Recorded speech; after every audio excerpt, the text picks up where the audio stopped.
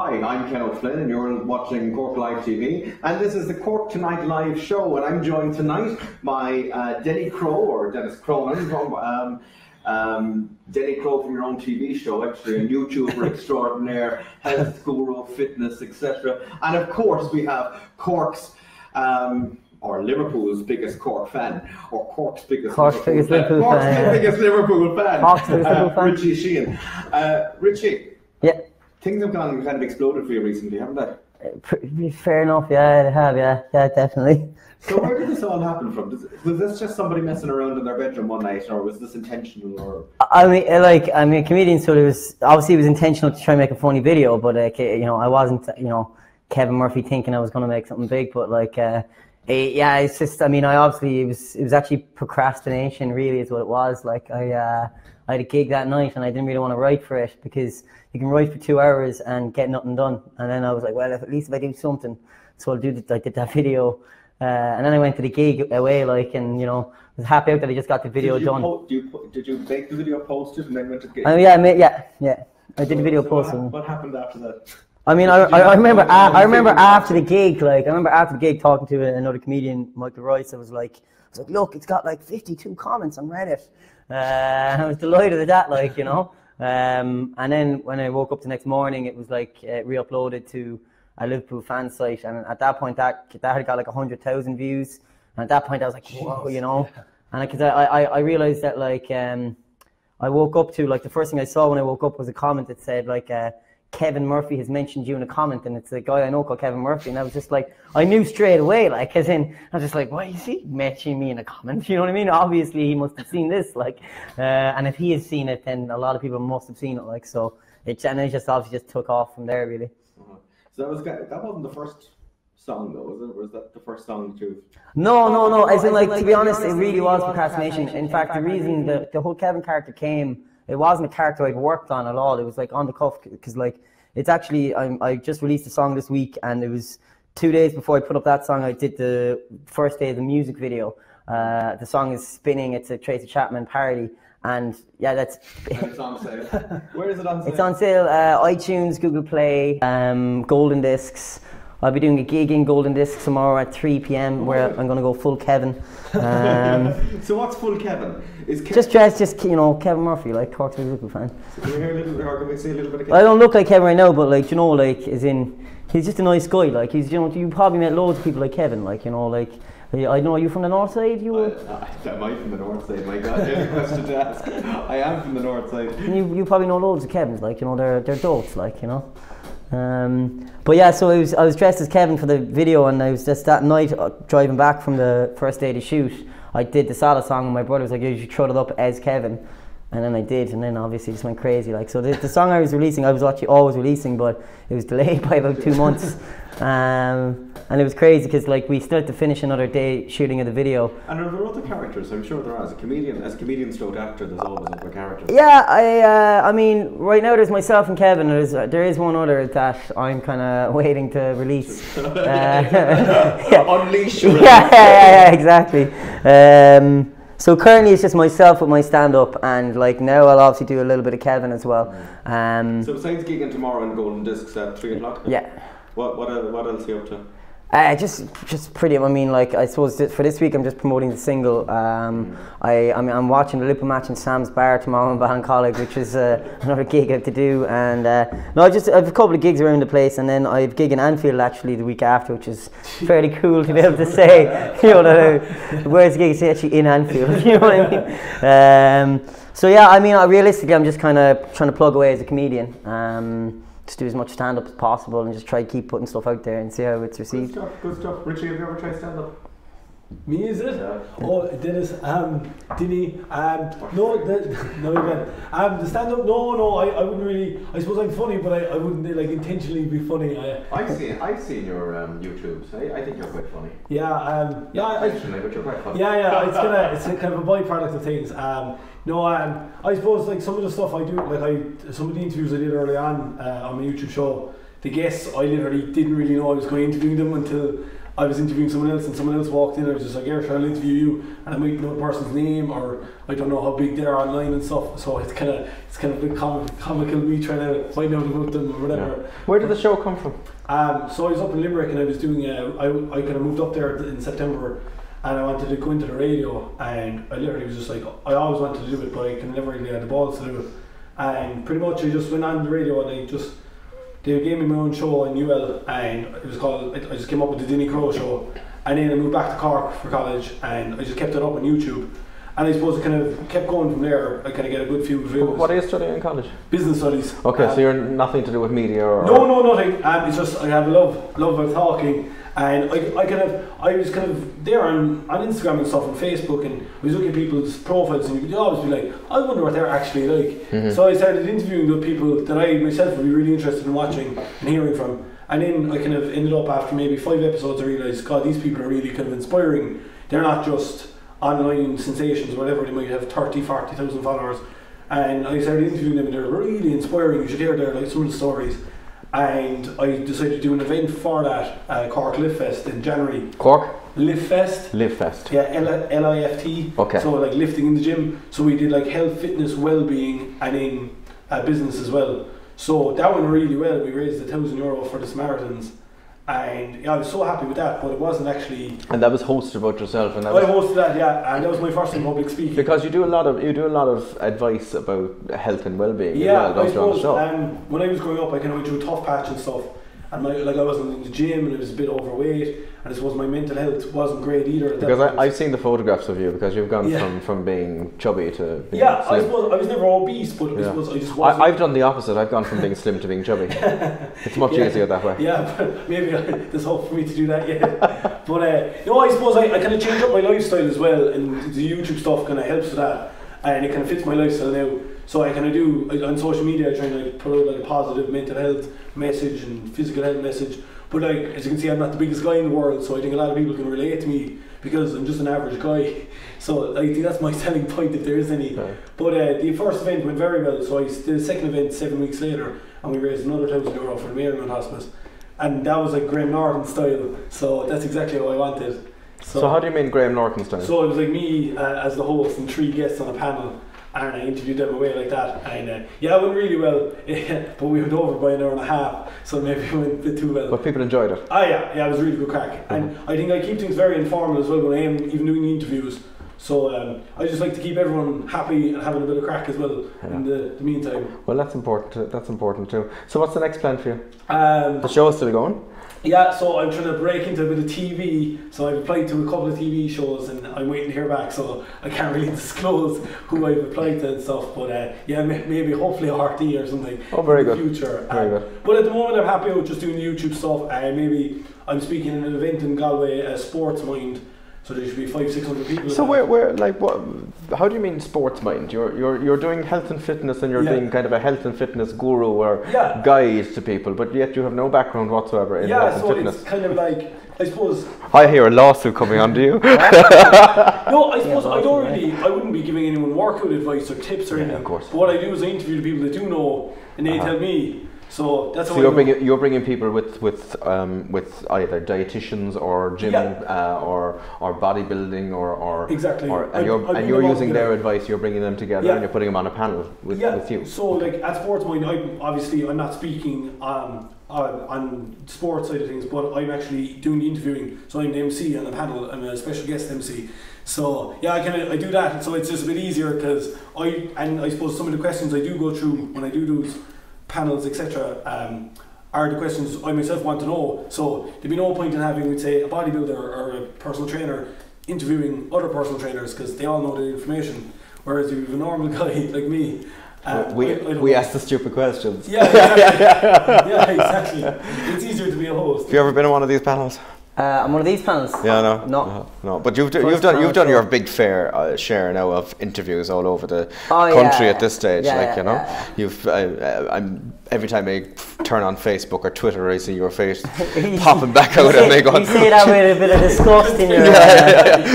Look at him draining everybody's publicity. You know what I mean? But you have it really has been going really well for you, though, hasn't it? Yeah, it's been ludicrous. Obviously, I mean, it's surprising. It's kind of still rolling on. To be honest, it's still rolling on from just a solid song. Like, yeah, but you see, you've gone to do the Tracy Chapman song now, and you've other songs coming out. Yeah, that's the lucky thing, is that I mean I have a lot of material to kind of come out with. So I have a question. What type of stand up? Because I've never seen you do stand up. I've only watched the clips. I haven't got to see in a show yet because you never sent me tickets. It's hard. It's hard to define a style really. Like, but I'd say it's certainly not Kevin. It's not really lighthearted. It'd be probably dark social satire. Would be generally be. Oh, come on, give us a bit. Give us a bit. We were not intriguing us now. No, as in it's not one-liner stuff. Like, so you don't do one-liners. You've got 20 minutes, like. You know, oh, really? So you build up an entire big story and. Yeah. Just go into issues that I think are important to me and just dig into them. And then I mean I do a lot of musical comedy too, so I'd have songs that would talk about certain issues as well, like which just some of them aren't very lighthearted. So these are kind of taboo issues that you make them really funny, is it? They're what? They're kind of taboo issues that nobody else wants to talk about, but you make them funny? Yeah, there's taboo issues and there's issues. Yeah, I suppose that's what comedy is. There's ones that are taboo and there's ones that are just like, I mean, like you can talk about the homelessness crisis and take it from a different angle, like, you know. Swiftly moving on before everybody turns off their Facebook and laptop and things. For the wrong reasons.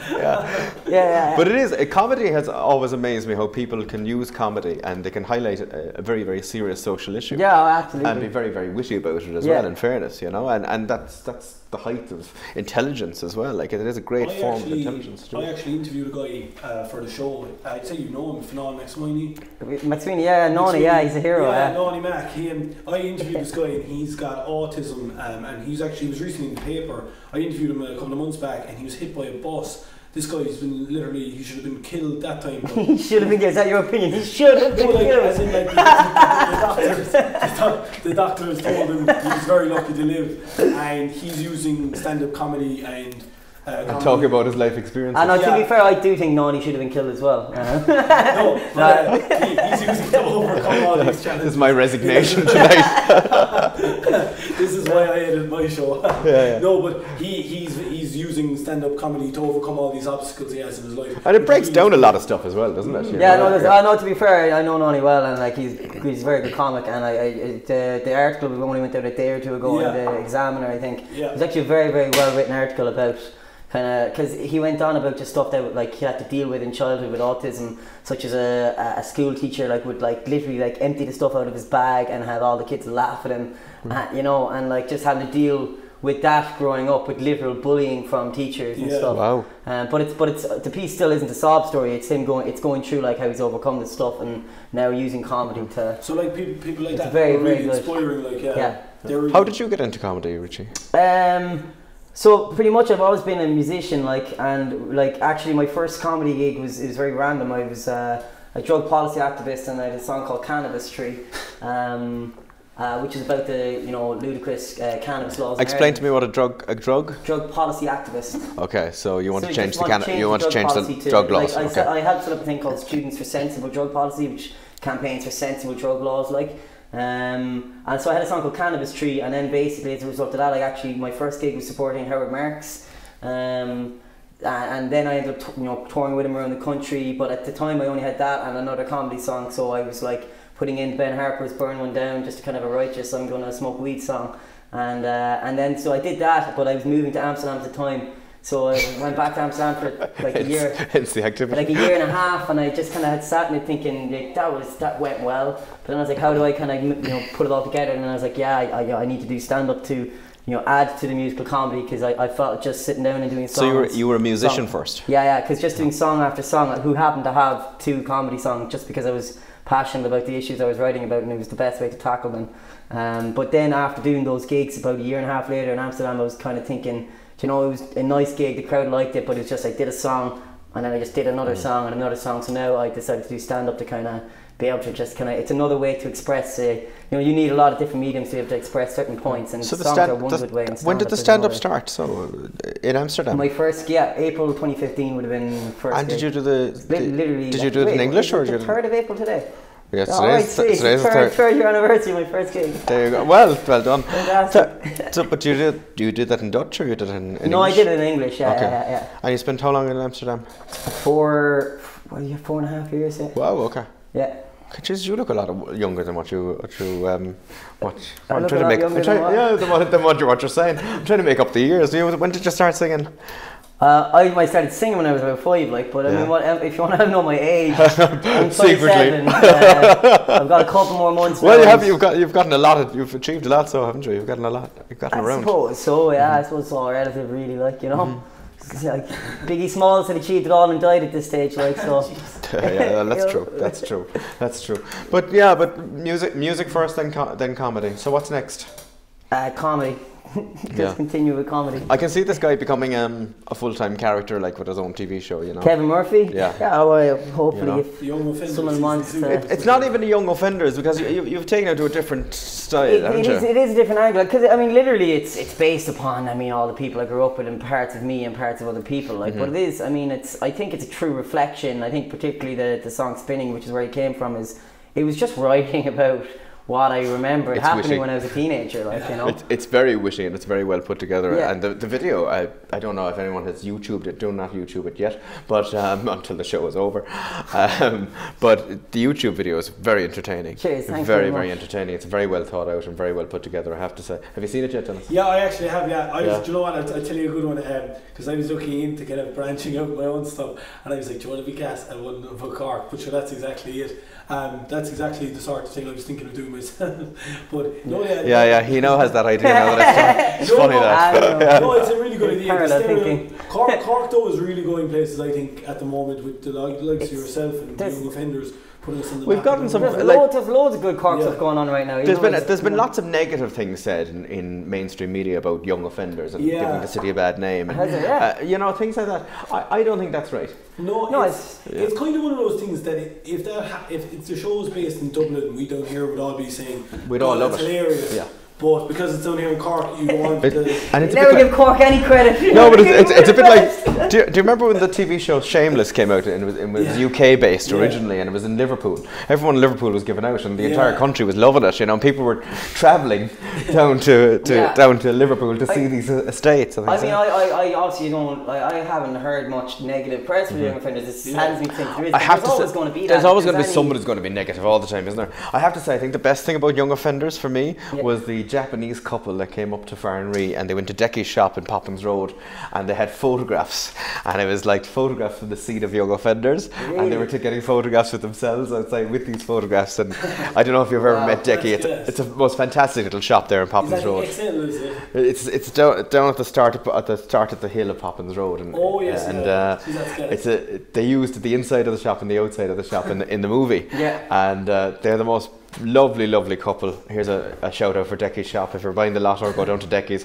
But you know, and the amount of tourists now that are travelling up there and taking photographs and having a cup of coffee in Blackpool as well, which is great. Like, you know, it's great to see. So what's the next plan for you, Dennis? Well, I suppose I'm trying to finish off college this semester if I can. This is your last year? Yeah, so I'm in final year business, and I suppose I want to go into the kind of the broadcasting side of things, so I might do a master's in that. But as well as that, I've kind of got big plans for the summer. Is the commitment to stay with the broadcasting business? Yeah? Definitely, yeah. And the events really, I guess the broadcasting stuff there after the first couple of events took a back seat. But I'm kind of back now at the moment. I'm doing interviews for my upcoming episode on the 8th Amendment. So that will be on my... Oh, that sounds like fun. Yeah, so I just finished the first episode, the first half of it today.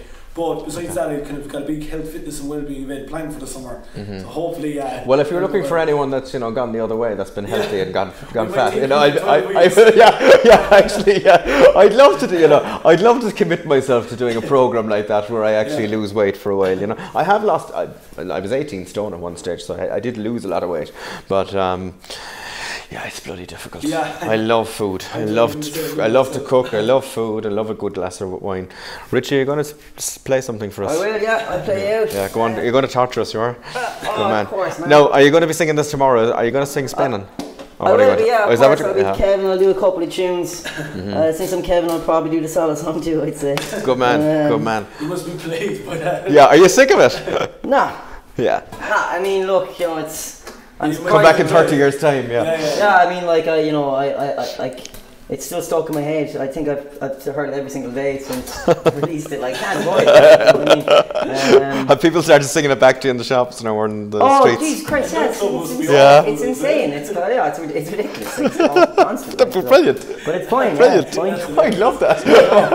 No one sings anything to me. But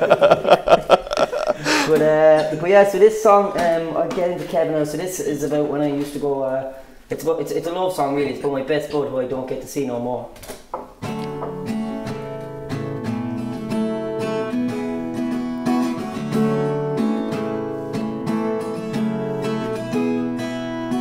You had a fast car, tinted windows and a DVD player. I'd always call shotgun, blow hash through the air freshener. We do laps of Hannah, chatting up yours at the junior disco. You're your feet hop in the backseat, got a Sony sound system blaring Kiss FM bass.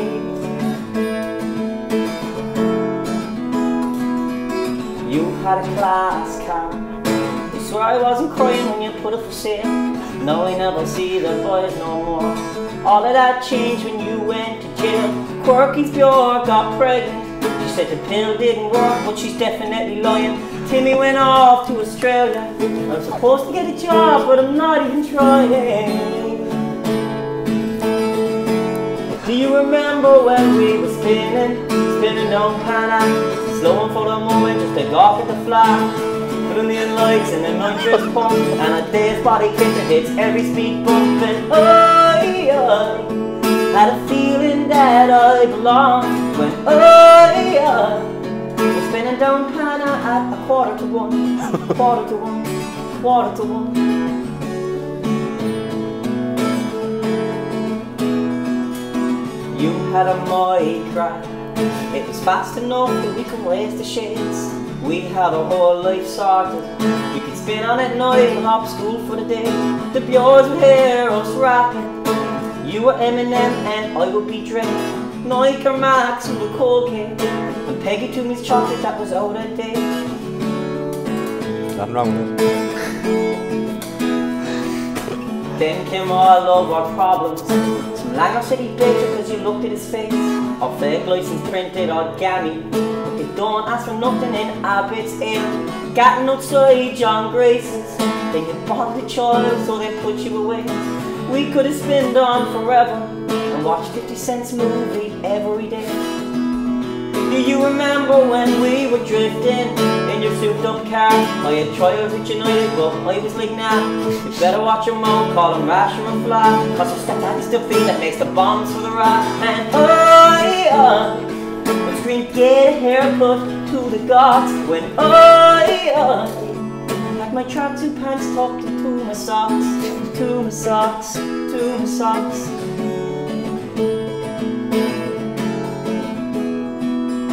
You had a fast car, you could get it again when you get out of jail. You've got to make a decision. Are you still Eminem or could you be Dre? Could you be Dre? Could you be Dre? I have to say, you're a very talented man, Richy. That's absolutely brilliant. I think that's all that we have time for tonight. Thank you very much, Richy. And listen, the best of luck to you. I really think you're going places, you know. Cheers, and I'm looking forward to saying I remember interviewing him back in the day. My first panel show. Well, yeah, there you go. And no, I think, look, things are going really well for you, and the best of luck for you. You're a very talented young man. Dennis, best of luck to you. Oh, thanks very I much. hope to see you back here again. Actually, I'd really love to have you back here again. I think you're a great guy, and best of luck with the seminars that you're doing. Oh yeah, thanks very much. When is the next one, or is that organised yet? So the next one is on April 21st up in Galway. Oh no, that's too far to travel. Yeah. The next Cork one will be during the summer though at some stage. Summer. Yeah. And you usually have the Memorial House, yeah? No, I'd say we'll probably go bigger this time. Oh, really? So hopefully a bigger venue. Okay, so live at the Marquee, Dennis, the DinnyCro show live at the Marquee coming up this summer. That's all we have time for tonight. I'm Ken O'Flynn. Thanks very much for joining us on Cork Live TV on the Cork Tonight Live. And I'll be back next week with an interesting panel, and I don't think I'll ever find a talent like these two. But anyway, good night and God bless.